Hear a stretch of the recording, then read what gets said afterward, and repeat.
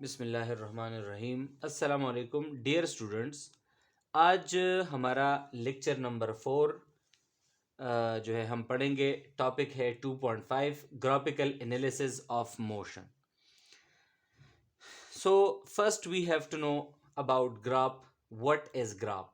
So graph is a pictorial way of presenting information about the relation between various quantities.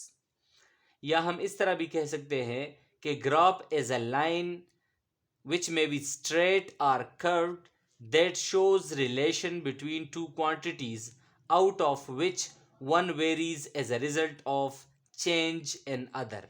It means that we plot two quantities on a graph in which one quantity is dependent quantity and the other will be independent quantities. So those quantities which are plotted on a graph are called variables. Dependent quantity को हम जो है वो Y axis पर plot करेंगे और independent quantity को हम एक्स एक्सिस पर प्लॉट करेंगे. स्लोप में ग्राफ में एक जो है सबसे इम्पोर्टेंट चीज़ जो है वो स्लोप है. तो हम स्लोप के बारे में भी पढ़ेंगे कि व्हाट इज स्लोप. तो जनरली मैं ये कहूँगा कि स्लोप जो है जो क्वांटिटी वाई एक्सिस पर हो, जिसमें वाई एक्सिस पर जो क्वांटिटी हो उसमें जो चेंज आए और उसको हम डिवाइड करें उस क्वांटिटी के चेंज में जो एक्स एक्सिस पर प्लॉट हुई हो, तो इसको हम स्लोप कहते हैं. जनरली हमने ये कहा. अब स्लोप के बारे में हम डिटेल से भी जो है वो पढ़ेंगे. ठीक है. तो अगर हम पहले हम डिस्कस करेंगे डिस्टेंस टाइम ग्राफ को. तो डिस्टेंस टाइम ग्राफ में हमारे पास टाइम इंडिपेंडेंट है, इसलिए ये एक्सिस पर होगा, और जो डिस्टेंस है वो डिपेंडेंट है तो वो वाई एक्सिस पर होगा. अब ये हमारे पास जो है डिस्टेंस टाइम ग्राफ है. अब जो डिस्टेंस टाइम ग्राफ में जो डिस्प्लेसमेंट और डिस्टेंस का जो टर्म है वो हम इंटरचेंजेबली यूज कर सकते हैं. If the motion in a straight line, अगर मोशन स्ट्रेट लाइन में हो तो हमारे पास डिस्टेंस और डिस्प्लेसमेंट का टर्म जो है वो हम इंटरचेंजेबली यूज कर सकते हैं. Similarly if the motion is in a straight line then the speed and velocity are also used interchangeably. अगर हमारे पास स्ट्रेट लाइन का मोशन हो, means a body is moving in a straight line, then we use the word distance and displacement interchangeably. अब हमारे पास slope के बारे में मैंने कहा, तो यहाँ पर डिस्टेंस जो है वो y एक्सिस पर है और हमारे पास टाइम जो है वो x एक्सिस पर है. तो मीन्स के distance divide by time is equal to speed. And we know already about that distance divided by time means distance covered by a body in a unit time is called speed. So the slope of distance time graph is what? Speed. अब हम इसके different aspects जो है वो पढ़ेंगे कि किस तरह यानी कि बॉडी जो है वो रेस्ट में हो या बॉडी कांस्टेंट स्पीड से जो है वो मूव कर रही हो या वो वेरिएबल स्पीड से मूव कर रही हो. तो इसमें हमारे पास डिफरेंट जो है प्लॉट्स आएंगे और इंशाल्लाह अभी हम इसको पढ़ेंगे. सबसे पहले object at rest.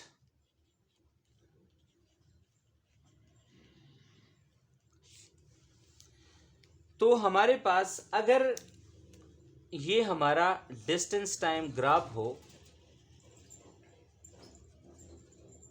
Distance and time, x axis and y axis, अगर हमारे पास इस तरह एक हॉरिजॉन्टल लाइन हो तो इट मींस कि इसके एक एक्सिस में तो चेंज आ रहा है जो कि टाइम का एक्सिस है, लेकिन डिस्टेंस में चेंज नहीं आ रहा. तो हमारे पास यहां पर क्या है? The distance moved by the body with time is zero, means the object in this graph is at rest. अब हमारे पास ये जो horizontal line है parallel to the time axis on a distance time graph shows that the speed of the object is zero. अगर हम इस तरह कह सकते हैं कि अगर हम इसका स्लोप लिखें तो वो क्या होता है, change in y axis divide by change in x axis. लेकिन अब जो इसके वाई एक्सिस पर है वो तो डिस्टेंस है और एक्स एक्सिस पर क्या है, टाइम है. तो means change in distance divide by change in time. So the change in distance is zero divide by del t, so it means zero. तो इसका जो स्लोप होता है वो स्पीड है, it means speed of the body is zero. तो इसका क्या मतलब हुआ कि ऑब्जेक्ट जो है वो क्या है, वो रेस्ट में है. तो हम ये कहते हैं कि सिंपली हम ये लिख सकते हैं कि thus a horizontal line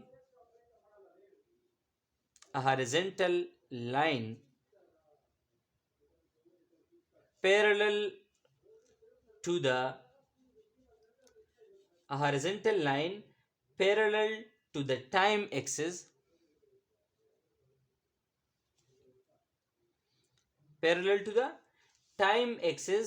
on a distance time graph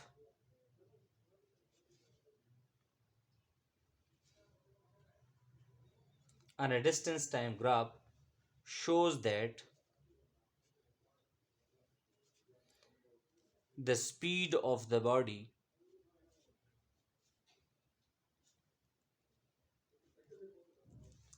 is zero. Speed जो है वो बॉडी की क्या है, वो जीरो है. अब हम इसका दूसरा केस हम स्टडी करेंगे जो कि है अगर एक ऑब्जेक्ट है वो moving with constant speed. Object moving with constant speed. अगर हम एक ग्राफ बनाएं, यहाँ पर टाइम हो, यहाँ पर डिस्टेंस हो और स्ट्रेट लाइन ग्राफ हो इस तरह, तो ये हमें क्या शो करता है, ये हमें शो करता है कि अब सबसे पहले तो हम पहले से जानते हैं कि कांस्टेंट स्पीड क्या होता है. कांस्टेंट स्पीड ये होता है कि वो इक्वल डिस्टेंस एक बॉडी जो है वो कवर करती है, covers in equal time. Equal distance covers by a body in equal time. Then the speed of the body is what, constant speed. अब हम ये जानते हैं कि कांस्टेंट स्पीड क्या होगा. फॉर एग्जांपल मैं इस तरह, ये हमारे पास 0 है, ये 5 है और ये हमारे पास 10 है. सो फ्रॉम 0 to 10 मीटर जो डिस्टेंस है वो पहले 5 सेकंड में एक बॉडी ने तय किया तो ये पॉइंट आया. फिर अगले 5 सेकंड में या 5 मिनट में जो है इसने कितना डिस्टेंस तय किया, 20 मीटर, जो कि यहाँ से यहाँ तक का डिस्टेंस 10 मीटर है. तो हमारे पास ये पॉइंट आया. तो जो भी पॉइंट आएंगे वो इस तरह, ये जब हम जोड़ते जाएंगे तो ये इस तरह एक स्ट्रेट ग्राफ हमें मिल जाएगा. So it means the distance time graph जो है वो the distance time graph shows us that the speed of the body is what, constant. अब फॉर एग्जांपल अगर हम इसका जो है स्पीड फाइंड करना चाहते हैं तो speed is equal to del d divide by del t. अब हमारे पास मीन्स के distance final minus distance initial, इसी तरह time final minus time initial. So हमारे पास 20 minus 0 divide by 10 minus 0, 20 divide by 10, 10 1 ज़ा 10, 10 2 ज़ा 20. सो बॉडी का जो स्पीड है वो 2 मीटर पर सेकंड. अब ये जो है ये कांस्टेंट स्पीड है. तो इसी तरह जो हमारे पास स्ट्रेट लाइन ग्राफ होंगे, चाहे वो डिस्टेंस टाइम का हो, चाहे वो स्पीड टाइम का ग्राफ हो या वेलोसिटी टाइम ग्राफ हो, वो हमें कांस्टेंट क्वांटिटी देगी. अब यहाँ पर चूंकि डिस्टेंस टाइम ग्राफ है तो ये हमारे पास जो है कांस्टेंट स्पीड का जो है हमें ग्राफ देता है. अब अगर हम कहें कि बॉडी जो है वो वेरिएबल स्पीड से जा रही है। सो वेरिएबल स्पीड में इक्वल डिस्टेंस जो है वो इक्वल टाइम में कवर नहीं होगा। तो हमारे पास जो प्लॉट आएगा वो इस तरह टेढ़ा सा आएगा।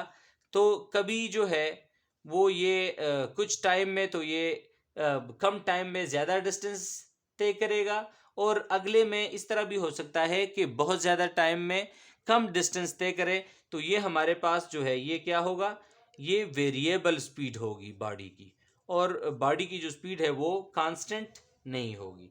इसी तरह हम इसकी भी अगर हम कोई इस तरह का न्यूमेरिकल दिया जाए तो वो भी हम इसके स्लोप के फार्मूले से इसकी जो क्वांटिटी इसका स्लोप है और वो जो क्वांटिटी है वो हम इस ग्राफ से जो है आसानी से फाइंड कर सकते हैं।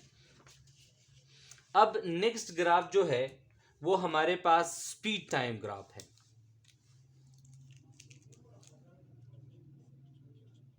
Speed time graph. अब स्पीड टाइम ग्राफ में क्या होता है, चूंकि इसमें टाइम पहले की तरह इंडिपेंडेंट है और स्पीड जो है वो डिपेंडेंट है, तो इसमें हम मीटर पर सेकंड के यूनिट के हिसाब से हम स्पीड को जो है हम वाई एक्सिस पर लेंगे और टाइम को इन ए यूनिट ऑफ सेकंड हम एक्स एक्सिस में पे लेंगे, क्योंकि ये टाइम जो है इंडिपेंडेंट है और स्पीड जो है वो डिपेंडेंट है। इसी तरह अगर हम ये कहें कि अगर स्पीड जो है object moving at a constant speed, अगर एक ऑब्जेक्ट जो है वो कांस्टेंट स्पीड से मूव कर रहा हो, तो इसमें ये जो स्पीड का एक्सिस है इसमें चेंज नहीं आएगा। टाइम में चेंज आएगा लेकिन टाइम के साथ साथ जो उसका स्पीड है उसमें चेंज नहीं आएगा। तो अगेन अगर हम इसका स्लोप लिखें, means change in y axis divide by change in x axis, y पे हमारे पास स्पीड है और एक्स एक्सिस पर टाइम है। तो अगर इसमें चेंज नहीं आ रहा, टाइम में भले ही चेंज आ रहा हो लेकिन इसका स्लोप जो है वो क्या है, वो जीरो है। अब इसका क्या मतलब हुआ कि इसमें एक्सेलरेशन नहीं है, क्योंकि इसका जो स्लोप है means del v divide by del t is equal to acceleration. तो अगर इसमें स्पीड में चेंज नहीं आ रही तो हम ये कहते हैं कि the body is moving with zero acceleration, means there is no acceleration in a body. अब स्पीड कांस्टेंट है यहाँ पर क्योंकि इसमें चेंज नहीं आ रही।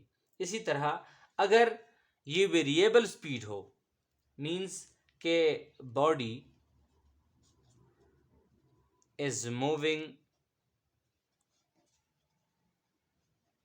विद वेरिएबल स्पीड,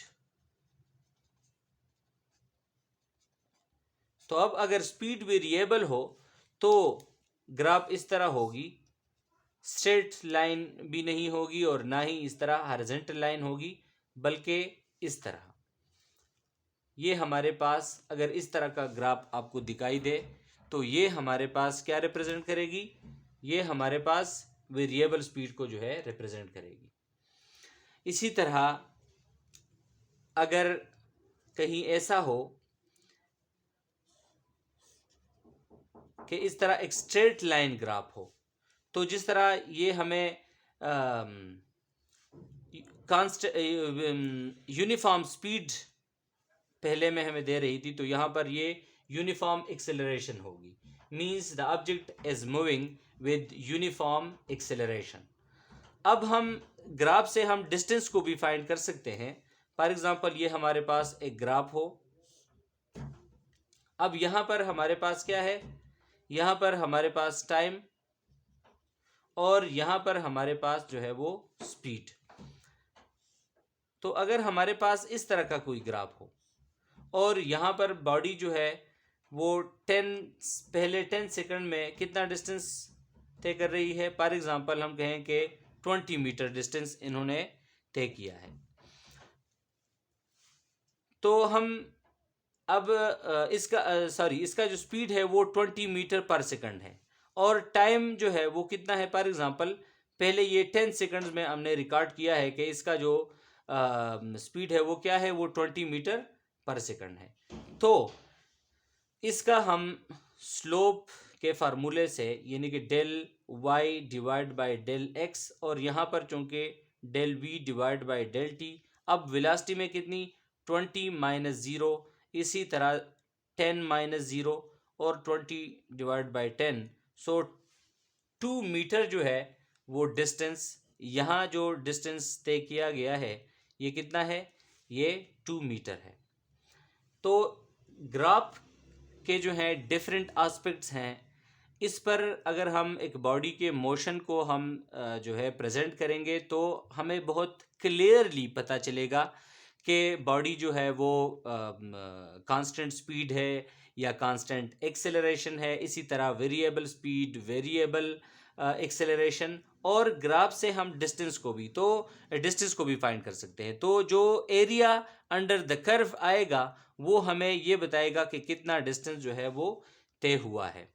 सो ये आज हमने डिस्कस किया about graphical analysis of motion. Next lecture में हम जो है जो इक्वेशंस ऑफ मोशन है वो हम डिराइव करेंगे ग्राफ्स पर, और इसमें जो आपके क्वेश्चंस हैं तो वो आप हमें कमेंट्स में बता सकते हैं, और इंशाल्लाह जो भी क्वेश्चंस होंगे हम वो क्लियर करते जाएंगे। सो मिलते हैं अगले लेक्चर में। Thank you so much and अल्लाह हाफिज़।